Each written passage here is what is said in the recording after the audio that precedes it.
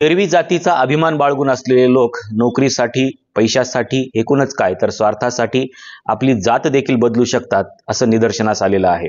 आता तुम्ही म्हणाल की बाप बदलू शकतो, माय बदलू शकते, पण जात कशी काय बदलू शकते? पण हे खरं आहे की जात जरी जन्माने प्राप्त होत असली तरी जात तुम्हाला बदलता येऊ शकते आणि अशा अनेक लोकांनी आपली जात बदलली आहे आणि जात बदलून सरकारी नोकऱ्या देखील लाटलेल्या आहेत. आता तुम्ही म्हणाल की सरकार तोपर्यंत झोपलं होतं का?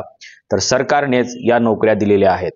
आता या नोकऱ्या कोणाच्या हडप झालेल्या आहेत हे जर तुम्ही बघितलं तर तुमच्या लक्षात येईल की या नोकऱ्या आदिवासी लोकांच्या हडपलेल्या आहेत. तसं पाहिलं तर काही लोकांनी शेड्यूल्ड कास्ट, शेड्यूल्ड ट्राईब आणि ओबीसीच्या नोकऱ्या देखील हडपलेल्या आहेत. एरवी या जातीचा स्पर्श देखील नको असलेले लोक या जातीत येतात आणि नोकऱ्या मिळवतात असं निदर्शनास आलेलं आहे. केंद्रीय अनुसूचित जमाती आयोगाने केलेल्या सर्वेक्षणामध्ये असं निदर्शनास आलेलं आहे की या 2021 ते 2023 या दरम्यान 1779 लोकांनी आदिवासी जातीच्या नोकऱ्या लाटलेल्या आहेत. म्हणजे 2 वर्षामध्ये जवळपास 1779 अर्थातच जवळपास 2000 लोकांच्या नोकऱ्या लाटलेल्या आहेत. तुम्ही म्हणाल आदिवासींचा विकास कसा काय होत नाही, आदिवासी डेव्हलपमेंट कशी काय होत नाही? जर आदिवासींना दिल्या जाणाऱ्या सगळ्या सवलती जर उच्च वर्गातील लोक अशा पद्धतीने लाटत असतील, आपली जात बदलून लाटत असतील, तर आदिवासींपर्यंत या नोकऱ्या कशा काय पोहोचू शकतील हा खरा प्रश्न आहे. आणि एरवी असं म्हटलं जातंय की आरक्षण संपलं पाहिजे, आरक्षणामुळे अनेकांचं नुकसान होते, पण आरक्षण ज्या वर्गासाठी आहे त्या वर्गापर्यंत आणखीन आरक्षण पोहोचलंच नाही, तर मग त्या वर्गापर्यंत आरक्षण पोहोचण्याच्या अगोदरच आरक्षण बंद करण्याची भाषा का केली जाते हा खरा प्रश्न आहे. आरक्षण बंद म्हणणाऱ्या लोकांनी खरं तर याचं आंदोलन करायला पाहिजे की आरक्षण ज्या वर्गासाठी आहे त्या वर्गापर्यंत त्या आरक्षणाचा लाभ पोहोचला पाहिजे, याच्यासाठी त्यांनी आंदोलन केलं पाहिजे. परंतु हे आरक्षण विरोधी असलेले लोक जे आहेत हे थेट आरक्षण बंद करण्याची मागणी करत आहेत.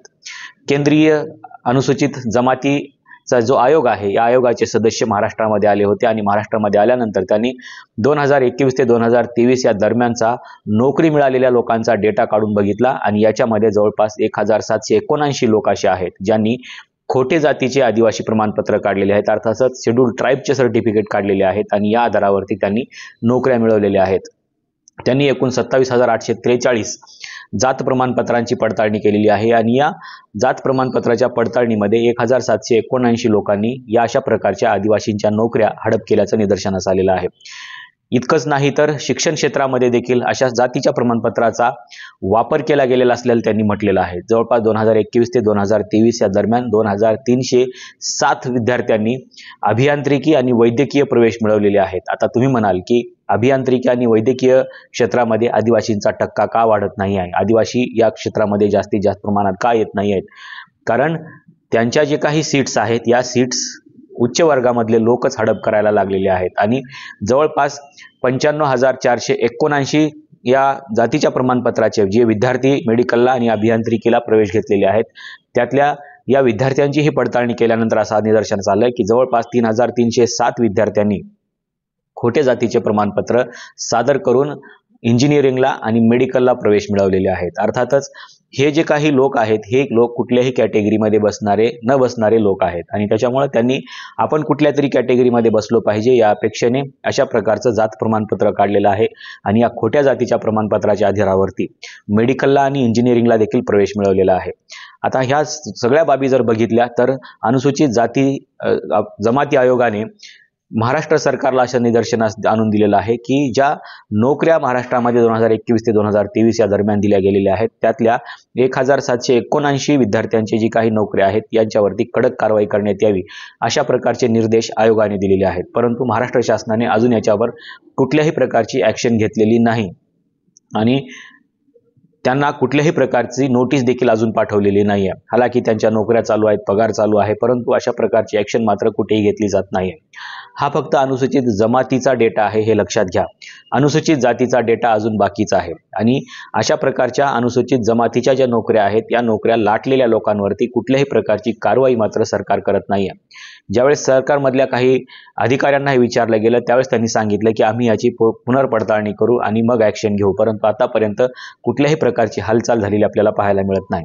जवळपास 2021 ते 2023 या दरम्यान अनेक नोकऱ्या दिल्या गेलेल्या आहेत आणि याच्यामध्ये आदिवासींच्या नोकऱ्या ज्या आहेत या नोकऱ्या अशा प्रकारे लाटल्या गेलेल्या आहेत. त्याच्यामुळं आदिवासींचा नेमका विकास होणार तरी कसा? घटनात्मक जरी कितीही तरतुदी असल्या तरीही अशा प्रकारचे जर प्रकरण होत असतील तर त्या वर्गापर्यंत हा लाभच पोहोचत नाही. तुम्हाला सगळ्यांना माहिती आहे की भारतीय संविधानाच्या कलम 15 आणि 16 मध्ये अनुसूचित जाती आणि अनुसूचित जमातीसाठी अशा प्रकारचं आरक्षण देण्यात आलेलं आहे आणि त्यांना प्रवाहामध्ये आणण्यासाठी या आरक्षणाची तरतूद करण्यात आलेली आहे. परंतु त्यांना प्रवाहामध्ये अजूनही येऊ दिलं जात नाही. त्यांच्या प्रवाहाच्या मार्गामध्ये दुसरेच लोक बसलेले आहेत, त्याच्यामुळं त्यांचा प्रवासच त्या मार्गाने होत नाही आहे.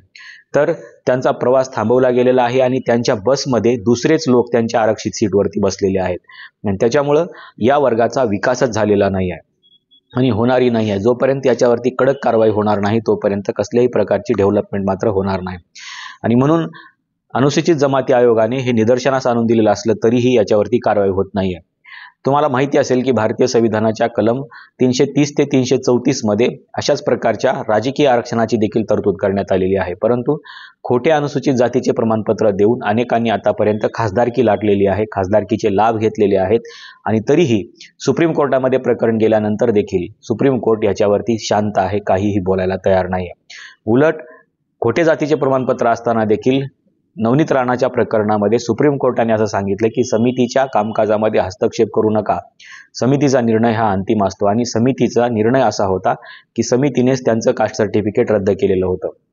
परंतु सुप्रीम कोर्टाने पुन्हा त्यांना दिलासा दिला, त्यांनी पुन्हा निवडणूक लढवली. अशा प्रकारच्या जर निवडणुका होत असतील आणि अशा प्रकारचे जर अनुसूचित जातीचे जे लाभ आहेत हे जर लाटले जात असतील तर मग अनुसूचित जाती जमातीचं प्रतिनिधित्व हे सभागृहामध्ये कशा काय प्रकारे दिसू शकेल.